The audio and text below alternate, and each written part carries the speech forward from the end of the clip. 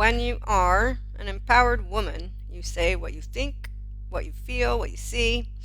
You do not do the deflecting or the lack of emotional awareness. We don't do pity parties because a self-empowered woman knows her inner child, owns her inner child, doesn't need to reparent. Same with men and days, but as a woman, I will speak as a self-empowered human being who did not lose the innocence of my inner child. I'm attachment trauma informed. I'm a 5D mystic in the Enlightenment Soul Age group. It's very possible because laundry is only for the people who are not able, they don't capacitate the window of welcome to their emotional plane. The depths of your experience is as equally deep as you want it to be. It's called integration of the brain. So self-empowered woman, let's see, what can I say? Oh yes, deflecting. As I was trying to make sure to share, deflection is when person attacks or blames another person rather than accepts criticism or blame for their own actions. Now see, I'm somebody who doesn't do the whole, let me criticize you, because I have healthy self-worth. Self-empowerment means that I was born with a twin, so I know about being different but not defective. So I don't have a shame button here. Nope, no emotional trigger. That's also when you're self-empowered. So when I do see women deflecting, like with gender stereotypes, men, women, theys, all of it, yes, I'm not going to use the words that I want to use right now, but when I see what I call hypocrisy, we'll be talking about that too, like women, men, theys who say they stand up for example, mental health, and then they say, narcissist over there. And it's like, okay, wait, you just said you stand up for something. Don't you know that everybody who is not kind has had a lonely beginning of their life? Maybe you didn't get educated. I am attachment trauma informed, but also woo-woo, because the mystics, the sciences people don't believe in us, and I'm not a flat earther. It's okay, they don't have to believe in clairs. I know that neurosciences and sciences and educators, the spirituality community and sciences is really blended. But it's okay for sciences to say no because they don't have clairs. Not in the way that we do. So magic does work through us, but again, we are a human baby.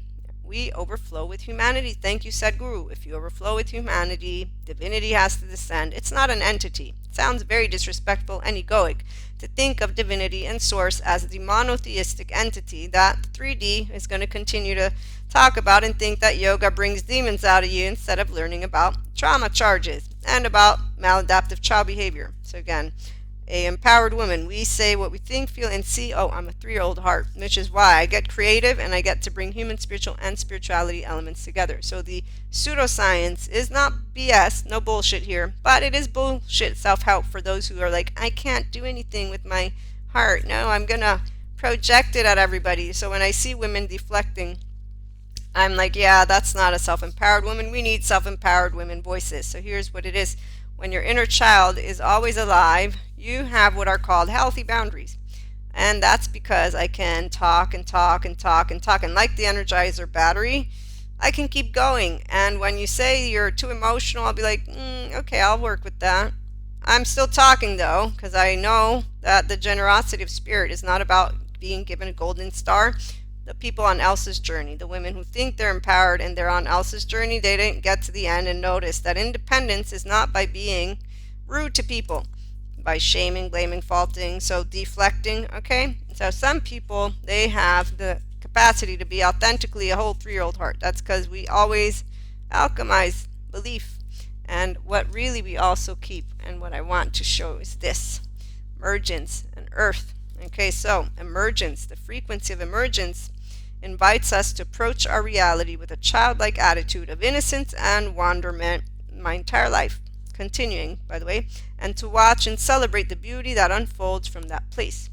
Okay, so when we meet people, we love to create deep connections, not for pretend. So if we say we love you, we mean it, like Pacha to Cusco when he makes a promise. So it doesn't matter what kind of type of debate we can have. It could be a lot of things. And that's also why we don't treat, whether it's a narcissist or a narcissistic type, whether it's an attachment with avoidance or avoidant dismissive, avoidant fearful, whether it's ambivalent. It doesn't matter what maladaptive child behavior you bring to me with the dysfunctional nervous system you have. I'm not going to push you away or project because I am empowered. That's the point. I got integration.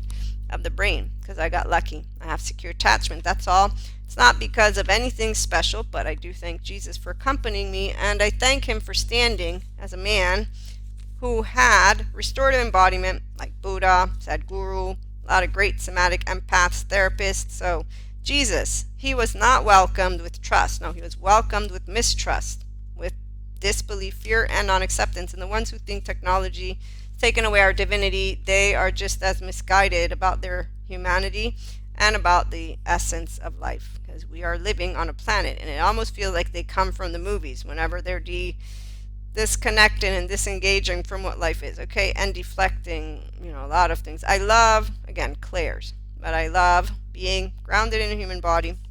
And so let's get back to when we're dealing with life and people and anything, we're not going to have a filter. And if we meet an ego-sensitive human being, we're going to know that we just met somebody who's on step 4, but they're not wanting to finish that ELSA journey and figure out, oh, I have likes, dislikes. It's called implicit bias, political, cultural. Like, how many people think they're smart asses when they have an attitude and that they're self-empowered? It's like, well, I'm not really sure that you know how to use your throat chakra. You didn't learn how to share the floor, 3-year-old. Okay, so Pinocchios with tails and ears, yes, they love to use 5D, Christ consciousness, mystic. They use a lot of words and then they don't embody the fullness of you. The fullness of you. Thank you, academics.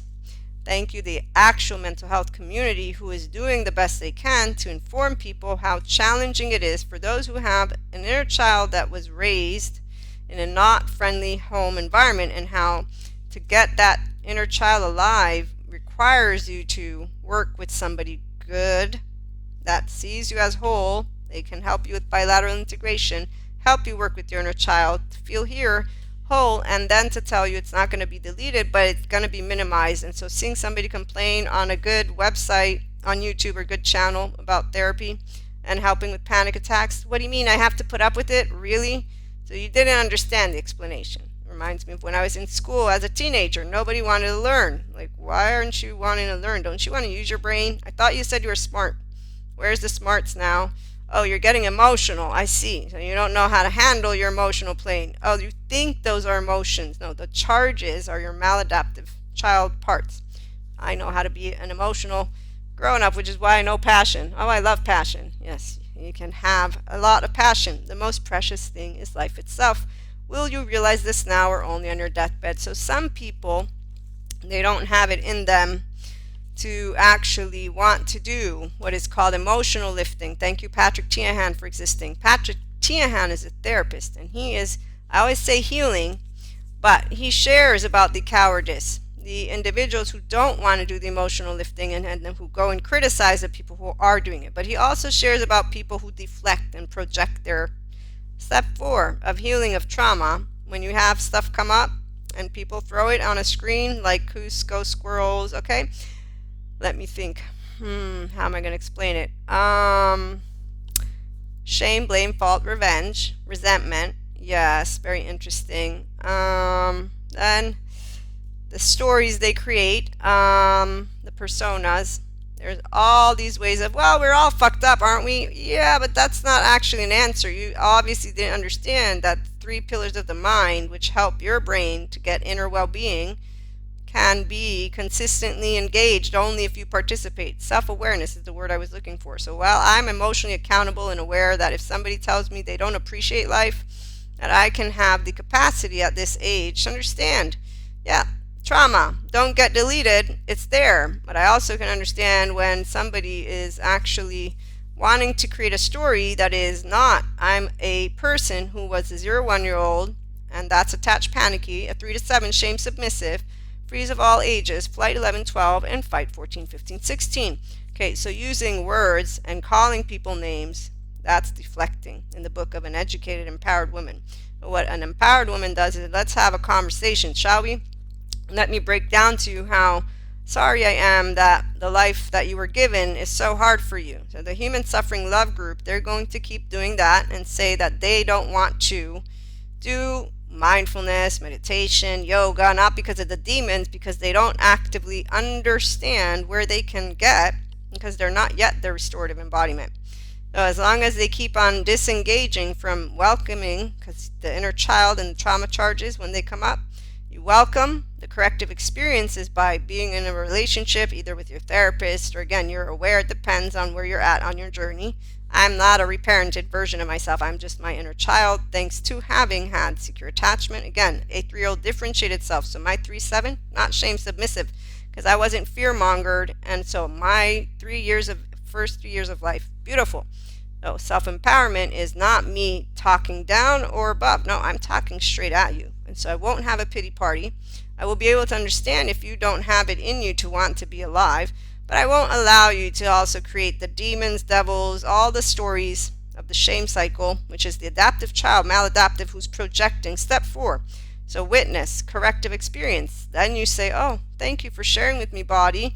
The body holds account and the score and however it goes. And the mind is your chit chatter. So you can ruminate all you want, or you can use your brain like a smart person. Okay, so I have all the compassion in the world, but teenagers keep on learning how to make excuses. Drama kings, queens, and days. And so I'm somebody who says, you want to be self-empowered? Okay, self-empowerment means I'll tell you what I see, and I'll be a direct communicator. And when you project at me your insecurity, I'm going to be like, wow, okay, I'm not your therapist, so I'm not going to do anything. The therapists negotiate with people. Hell is what you feel. Walking out of hell is you getting out of hell on a ladder that burns. So it's very clear, EMDR, child parts work, and somatics. Why somatics? Because your body and mind. Okay, so self-empowerment is we care. And so we're going to tell you what we see. And we're not going to make it into, come on over and have a human love narrative. No, you can have whatever magic you desire. But let's not say we don't have resources, or, there's plenty of good information online and plenty of YouTube individuals who make little groups, the Peter Pans, the Pinocchios with the ears, inner critic, outer critic. Oh, now they have all this stuff going on about avoidant attachment. So I'm going to go and create a group and stay avoidant attachment versus talk about maybe the challenges, be proactive, like what you're doing, how you're feeling better, like share with people, wow, this is what's working with me and this is where the struggle is, which we have some of those as well, by the way. And I know that we're running a little bit out of our time, but as I close on out, the emotional awareness is very important. So when I get emotional, I don't hide it. And if somebody wants to say it's a big deal or that I'm not sensitive or whichever way, it's subjective experience. That's where you will decide what you feel. I will decide how to share with you. And so again, we talk and talk and talk, and nobody is going to shut the door, because healthy self-worth equals healthy conflict. Healthy means that you know of your worth and of life's worth, and that there's no star, just you give it meaning. You give life meaning. It's called secondary consciousness. I learned about it a long time ago. That's what the inner growth mindset supports. But apparently people like Zen masters who think you cannot be enlightened because of laundry, yes, they apparently haven't faced their secondary consciousness and said, I accept that I don't know anything about what's going to happen once I die, and I accept that I can also know what happens. Like me, I'm a mystic. I know my future. I love that. And I even know why I know my future. But I also know I can't prove it. Okay, so as we close on out, spirituality. It is a way of living with meaning and connection beyond the solo self. So is being a restorative embodiment. Because like Daniel Siegel shares with me, integration of the brain is when consciousness is present, so flexible, adaptive, coherent, energized, stable. That's a self-empowered woman. So we're going to tell you what we see, we're going to tell you what we feel, we're going to tell you all of it, and we're not going to make some filter up. We're going to tell you to your face. And if you want to keep chatting, we know we got another consciousness person in front of us, and that's one. And we also are curious, open, accepting, and loving, which is why we're not deflecting. We're not going to criticize whatever your choice is. If you see human suffering as the way, that's your choice. You see human love, great, come on board. We're going to just be that you be you, I be me, and we have fun, and every person does feel life in their own way, So for better or worse, for richer or for poorer, sickness and in health, right? Till death do us part. It doesn't have to be one person. The part that we matter to each other is because we create secure connections. And your contribution to the world, thank you, Sadhguru, is you. So, how you live, how joyful you are, everything has an impact. But as Bill O'Hanlon, LMFT, says, it's not enough to ask people about a positive experience. It's about savoring that experience and getting them to stay with it. But the only person who can want to do a window of welcome and a window of expansion and to make life worthwhile Well, that's the thing. It's not my nervous system, it's yours. It's your embodied brain. So I'm calibrated in restorative embodiment and unconditional love and knowing you're beautiful just the way you are, that you delight me, I delight you. But if you can't bring it up, see it, use your chit chatter, So let's come together, be compassionate, loving. We'll be back with more. Have a great day.